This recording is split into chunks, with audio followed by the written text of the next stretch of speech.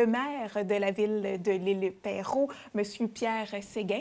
Bienvenue à l'émission Dernière Minute. Bien, merci pour l'invitation. Bien, ça fait plaisir de vous recevoir dans nos studios. Donc, M. Séguin, vous en êtes à votre deuxième mandat au sein de la mairie. Donc, d'entrée de jeu, quels sont vos dossiers prioritaires, vos projets importants? Comment vous entrevoyez cette... Donc, on a une demi-journée, donc oui. On va pouvoir faire cet exercice-là pendant un bout de temps. Exactement. Bon, bien, premièrement, oui, le deuxième mandat où je suis bien content de pouvoir avoir le privilège, oui. parce que c'est un privilège que nous avons, que les citoyens nous choisissent pour les représenter et de mettre de l'avant nos projets et les projets qui sont importants pour eux. Il y a beaucoup de choses sur le feu, si on parle de cuisine, pour la ville de l'Île-Perrot. Mais dans les projets majeurs, il y a évidemment le centre aquatique, puis on va en discuter un petit peu plus tôt. Oui. Mais au départ, je veux juste m'assurer que les gens sont conscients que l'Île-Perrot, dans son entièreté, comporte 4 municipalités. Donc, ville de l'Île-Perrot, nous sommes la porte d'entrée de Vaudreuil-Soulanges, si on calcule que les gens qui arrivent de Montréal s'en allant vers Toronto, ils arrivent chez nous. Il y a Notre-Dame de l'Île-Perrot. Il y a la ville de Pincourt et la municipalité de Terrasse-Vaudreuil. Et oui, dans les projets, quand je suis venu en politique en 2017 et même avant, dans ma vie précédente, j'ai longuement parlé, j'en parle encore, j'aimerais ça que les 4 villes de l'île soient unifiées et qu'on puisse parler d'une seule voix dans un développement global de l'Île-Perrot. Mais ceci étant dit, on est bien content dans notre ville de pouvoir aussi faire nos projets. Oui, parce que c'est important de démystifier, parce que, bon, l'Île-Perrot, Notre-Dame de l'Île-Perrot, comme vous dites, ça peut amener à confusion pour les gens qui n'habitent pas... Mais même au niveau des médias, quand il y a eu... Oui, même à ce niveau. Oui, quand on a eu les inondations, quand on a fermé le pont de l'île aux Tourtes, et que j'ai eu des entrevues télévisées avec des journalistes, on me présentait comme le maire de Notre-Dame de l'Île-Perrot. Et là, je leur expliquais, je suis le maire de la ville de l'Île-Perrot, puis on revenait en disant, oui, monsieur le maire Pierre Séguin de Notre-Dame de l'Île-Perrot. Donc, ce fut assez drôle au niveau de la MRC, parce que souvent, on m'a taquiné avec ça. Oui, exactement. Quand les gens connaissant mon projet d'unifier nos villes, ils disaient, bon, ben, tu vois, c'est fait, c'est réglé. C'est fait, c'est toi le maire pour les 4 villes. Exactement. Donc, j'aimerais qu'on parle un peu du 350e de l'Île-Perrot. Donc, ça a eu lieu en 2022. Tout à fait. Il y a eu une panoplie de choses qui se sont passées. Donc, en résumé, qu'est-ce qu'on doit en retenir? Bon, en fait, on a eu beaucoup d'activités, énormément d'activités qui ont été sous la main de maître de Mme Lise Chartier, qui est notre historienne de l'Île-Perrot, qui a écrit les 3 livres sur l'histoire de l'Île-Perrot. Wow. Donc, Mme Chartier a fait beaucoup d'activités où on a été capable de revenir dans nos endroits là, qui sont assez particuliers, dont la Pointe du Moulin, évidemment, qui est notre château à nouveau, qui est fantastique. Là, la Pointe, dont j'étais président de la Pointe pendant plusieurs années. Au niveau du CA de l'OBNL. Et bon, plusieurs activités qui sont en finale, où on avait un grand banquet qui a rassemblé là, les jeunes et les moins jeunes et nos communautés de l'Île-Perrot. Donc, c'était important. Vous avez terminé avec ce projet. Nous avons terminé avec ce projet-là, mais ce qui était important pour moi, puis j'en parlais souvent avec Mme Chartier, c'était que le visage de l'Île-Perrot a changé dans les 50 dernières années. Nous sommes maintenant 42 000 citoyens sur l'île au complet. Et c'est pas parce qu'on a tous fait des bébés, c'est parce qu'on a des gens qui nous arrivent d'ailleurs et qui viennent vivre sur ce que je qualifie, et les gens vont avoir un sourire, ceux qui me connaissent, que je qualifie de la plus belle île au monde. Alors, rien de moins. Et souvent, les gens vont me dire, ouais, mais il y a Hawaï, mais Hawaï, c'est le climat. J'aimerais avoir le climat d'Hawaï sur l'Île-Perrot. Ça ferait bien mon affaire. Mais le climat n'est pas la beauté de l'île, mais nous avons une île fantastique avec 5 cours d'eau et une situation géographique particulière. On est quand même à 22 minutes de l'aéroport international de Dorval. En plus. Et on a la campagne avec la partie Notre-Dame, puis on a la partie plus ville avec Pincourt et ville de l'Île-Perrot. Puis, pour ne pas le mentionner, on a le seul autoroute à lumière du Canada, qui est l'autoroute 20. Oui, la fameuse. La fameuse autoroute sur laquelle je ne veux pas aujourd'hui prendre tout Oui. votre temps, Bon, mais c'est dit que peut-être qu'on en parlerait pas longtemps. C'est ça. Mais puisqu'on est là, on peut peut-être en fait, glisser quelques mots parce que veut pas, elle fait jaser, cette autoroute. Après 60 ans, oui, à un moment donné, il y a peut-être la patience a une certaine limite. 60 ans, c'est quand même... C'est énorme. C'est assez long. Oui. Là.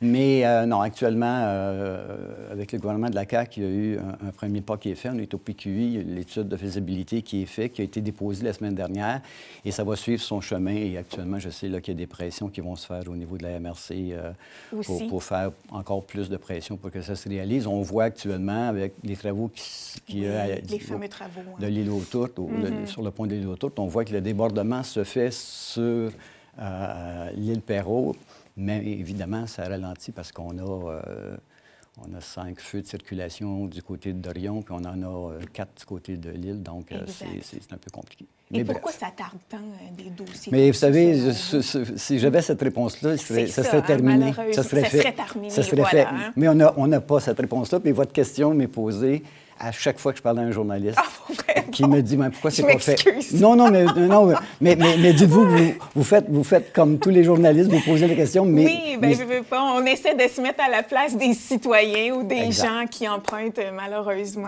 l'autoroute et se voient, mais on s'est habitué à cette difficulté-là, puis ça, c'est pas correct.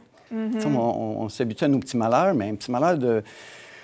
Puis on parle beaucoup d'environnement, puis je pense que les villes, on est avec ça actuellement beaucoup. On est au premier rang quand vient le temps, mais quand vous avez une autoroute comme l'autoroute 20 qui reçoit 50 000, 60 000 véhicules jour, dont 15-20 sont du camionnage, on me disait dernièrement qu'à chaque fois qu'un 53 pieds arrête une lumière, c'est 3 litres de diesel qui doit brûler pour reprendre la vitesse. Wow! Alors, si vous multipliez ça par 9 feux de circulation, c'est bon. Donc, oui, les gens vont dire oui, mais si on rend plus de fluidité, les gens vont se rendre plus loin. Ils sont déjà rendus. Et l'autoroute 20, c'est quand même l'autoroute qui vous amène à Toronto, qui est le corridor de commerce. Exact. Donc, je ne voulais pas en parler, mais c'est fait. Oui, c'est fait. Ça a été court. C'était court. Oui, on a réussi. Vous avez réussi. J'essaie de contrôler mes élans quand... Oui, je le sais. Donc, on poursuit avec un beau projet, on l'a mentionné un peu plus tôt, un parc aquatique extérieur. Donc, parlez-moi de ce beau projet en cours. C'est magnifique. On n'aura plus rien à envier à Hawaï, là. Pas du tout. Enfin, ils vont venir chez nous voir comment ça se fait parce que c'est extraordinaire. Alors, on a ce projet-là, quand nous sommes arrivés en poste en 2017, il y avait un nouveau conseil quand même, là, pas mal complet. Il y avait 2 conseillers qui étaient là d'avant, mais et là, on a regardé au niveau de la piscine qui était en place. Il y avait des travaux à faire. Et après l'analyse des travaux, on s'est dit, on est sur le respirateur artificiel avec notre piscine qui avait 50-55 ans. Puis, quand même, elle a fait son temps. Oui, elle a gagné son argent. Oui, c'est ça. Mais on s'est dit, où est-ce qu'on peut remettre? Est-ce qu'on défait la piscine là ou est-ce qu'on la remet au même endroit? Parce que dans ce quartier-là, c'est pas le quartier où il y a des bocals d'eau dans chaque cour. C'est un quartier où il y a beaucoup de blocs appartements et de logements locatifs. Donc, ils ont besoin d'un service. Donc, on a regardé, puis finalement, on s'est dit, on va faire un centre aquatique qui va être à accessibilité universelle. Donc, les gens, même les personnes en fauteuil roulant, vont pouvoir aller dans la piscine. Wow. Il va y avoir un bassin à remous, donc les gens vont pouvoir faire de l'aquaforme, de la remise en forme dans une partie. On a notre bassin de 25 mètres qui va servir pour notre club de natation, qui est la CAVIP, qui est un club champion dans l'ouest de l'île de Montréal. En plus. Donc, c'est un beau projet. Le bâtiment va abriter aussi les locaux de nos services de loisirs, vie communautaire et culture. Oui. Avec une petite salle, avec une... Les camps d'été qu'on appelle. Oui, les camps d'été, au lieu de se déplacer puis de traverser le boulevard, de traverser le grand boulevard pour se rendre, ils vont être carrément là. Donc, ils sont un camp d'été plaisant. Tout à fait, tout à fait. Et les jeux d'eau. Donc, dans le même espace, il va y avoir un espace pique-nique. Donc, les gens vont pouvoir arriver, s'installer, il va y avoir des barbecues et ils vont pouvoir vraiment venir en vacances, comme à Hawaï. Ben oui, c'est vous qui avez mentionné Hawaï. La même chose, oui, exactement. Oui, je vais me servir du Hawaï. Ben oui, pourquoi pas. Bon. Donc, et ça va être prêt cet été, là? On devrait ouvrir pour mai-juin. Wow! Je vois avec les gens à la ville, on me dit que on est dans le temps. Ils sont en train de refaire, ils sont vraiment à l'intérieur, ils sont en train de faire la totale. Mais tout a été, tout le bétonnage, les bassins, tout est prêt là, pour pouvoir remplir ça d'eau et recevoir la visite. Oui, aller s'amuser et recevoir la visite. Voilà, je comprends. Notre visite. Avec les barbecues en tout plus. À fait. Exactement. Tout à fait. Donc, un autre beau projet qui s'en vient, vous allez souligner la fête nationale pour la première fois à l'île Perrot. En fait, ce qui s'est produit, c'est qu'il y avait il y a plus de 25 ans, il y avait une fête nationale à Ville de l'île Perrot. Il y en a déjà. Ça s'appelait le Festiville. OK. Et, avec les années, ça s'est estompé et on a quand même une ville voisine qui s'appelle Vaudreuil-Dorion, qui, eux, ont fusionné il y a 25 ans et font une super grosse fête pour la Saint-Jean. Donc, les gens avaient tendance à se déplacer. Exactement. Mais le conseil se disait, mais pourquoi on ne fait pas chez nous une fête nationale? Et de fil en aiguille, c'est pas toujours rapide à déplacer une ville, là, mais de voir comment on peut y arriver. Donc, cette année, il y aura effectivement fête nationale à la Ville de l'île Perrot avec le chanteur Steve Provost qui va venir... qui va assurer les festivités. Exact. C'est un soir. C'est un soir. C'est un soir où on va retrouver tous les Québécois, de la Ville de l'île Perrot, mais aussi tous les Québécois qui vont vouloir participer parce que, on n'aura pas à se déplacer du côté de Vaudreuil-Dorion. On va pouvoir fêter sur notre plus belle île au monde, notre fête nationale. Exactement. Alors, mais on a bien hâte parce que faut être fier de qui nous sommes et de le célébrer, c'est important. Et ça va avoir lieu à quel endroit? Ça va être dans l'espace là, du... Pas du parc aquatique? Il y a le parc Michel-Martin, il y a le parc de la Famille, parce qu'on a quand même 6 ou 7 parcs là, où on peut... Mais on va probablement faire la fête au Parc des Citoyens qui est sur le boulevard Don Quichotte. Voilà, donc c'est là que ça aura lieu. Mais je ne suis pas dans l'organisation des opérations du jour après jour. Là. Donc, oui, exact. C'est en juin. Donc, c'est à suivre. Il faut aller prendre les informations nécessaires, mais du moins, on sait qu'à l'île Perrot, on fêtera la Saint-Jean-Baptiste. On va fêter grandement la Saint-Jean-Baptiste. Et dans la même lignée, un peu, si on veut, il y a un projet de francisation. Donc, un beau projet qui vous tient à cœur.